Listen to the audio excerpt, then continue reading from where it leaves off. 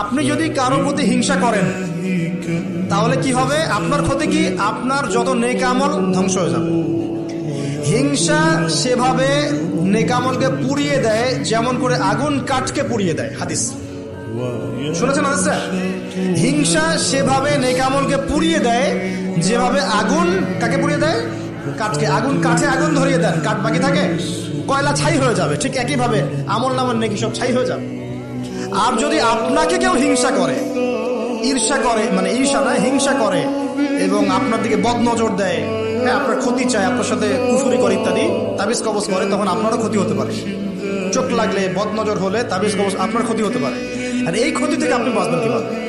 এটা তো আপনার হাতে নাই, তাই না? কেউ যদি আপনাকে ঈর্ষা হিংসা করে, এটা তো আপনার হাতে নাই, আছে? নাই। একটা উপায় হচ্ছে মানুষের থেকে নিজেকে যত পারেন আড়াল করার চেষ্টা করেন। এই যে বারবার বলি